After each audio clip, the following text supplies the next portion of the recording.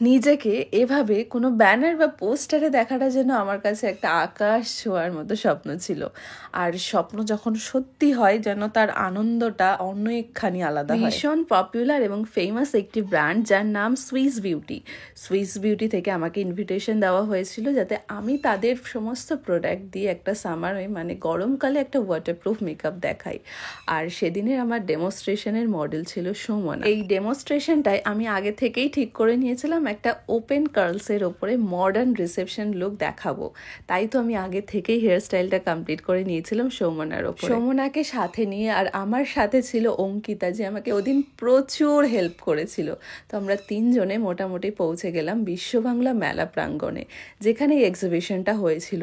পৌঁছে গেছিল প্রচুর প্রচুর প্রচুর মানুষ। আমি নিজেও এক্সপেক্ট করতে পারিনি আমার এই ডেমনস্ট্রেশনটা এত মানুষ এসে হাজির হবে। তারপর মনের মধ্যে একটু ভয় আর সাহস নিয়ে উঠে গেলাম সুইস বিউটির স্টেজে। এই যে আমার মডেল সুমনা, ও একদম রেডি পুরো ফুল কস্টিউমে। তার মধ্যেই কত মানুষের সাথে দেখা, কত আলাপ, কত পরিচয়, কত কথা। আর তার পরপরই আমি শুরু করে দিলাম ডেমনস্ট্রেশন দেখা। জানো তো লাস্ট 2 থেকে 3 বছর হবে আমি এই জায়গাটাতেই অ্যাজ আ ভিজিটার, মানে এখানে যারা অডিয়েন্স দেখছো এদের মধ্যেই একজন ছিলাম। তখন অনেকে বলেছিল দিদি তোমাকে কবে এখানে দেখতে পাবো। তখন কিন্তু কথাটা আমি হেসেই উড়িয়ে দিয়েছিলাম। আর তারপর যখন আমার কাছে এত বড় একটা সুযোগ আসলো, নিজেকে নিজের কাছে অনেকটা গর্ব মনে হয়েছে। আমি সত্যিই পেরেছি আমি আমার ভালোবাসার মানুষদের, যারা আমার মেকআপ ভিডিওস দেখে, আমাকে ভালোবাসে বা আমাকে অনুসরণ করে, তাদের কথা রাখতে। যেহেতু এখন প্রচুর গরম পড়ে গেছে, বাইরের সামনে আরও বেশি করে গরমটা বাড়বে, তাই সামারে কিভাবে একটা মেকআপকে লং লাস্টিং করতে হবে বা ওয়াটারপ্রুফ করতে হবে বা সুইট রেসিস্টেন্ট করতে হবে, সেই রকমই আইডিয়া দিয়েছিলাম আমি এই ডেমনস্ট্রেশনে। আর সুইস বিউটি থেকে আমি কি প্রোডাক্ট নিয়েছিলাম পুরো মেকআপটা করতে, সেটার সম্পূর্ণ ডিটেলসটা মানে প্রোডাক্টের ক্যাপশনে আমি দিয়ে দেবো।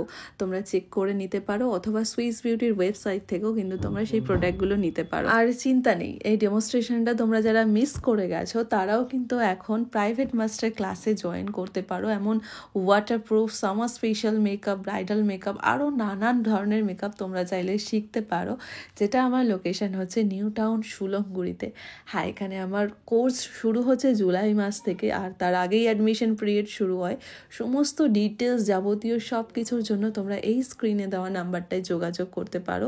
কল অথবা হোয়াটসঅ্যাপ দুটোই করতে পারো। আর যারা ব্রাইডাল বুকিংয়ের জন্য যোগাযোগ করতে চাও তারা ওই সেম নাম্বারটায় কল অথবা হোয়াটসঅ্যাপ করে নিজেদের টাইম স্লট এবং ডেট লোকেশন অনুযায়ী প্রাইস ডিটেলস পেয়ে যাবে।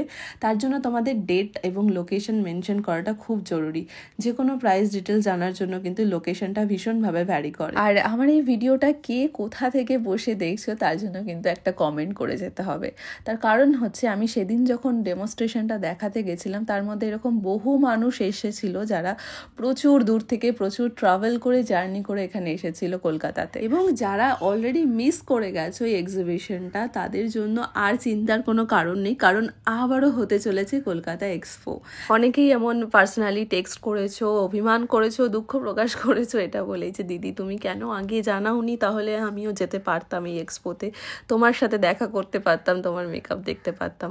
সত্যি কথা বলতে আমি নিজেও শিওর ছিলাম না যে আমি এখানে যেতে পারবো, কারণ আমার শরীরের কন্ডিশন ভীষণ খারাপ ছিল। তাই হঠাৎ করে ক্যান্সেল হওয়াটা নিয়ে আমি একটা ভয়তে ছিলাম, তাই যার কারণে আমি জানাতে পারিনি তোমাদেরকে।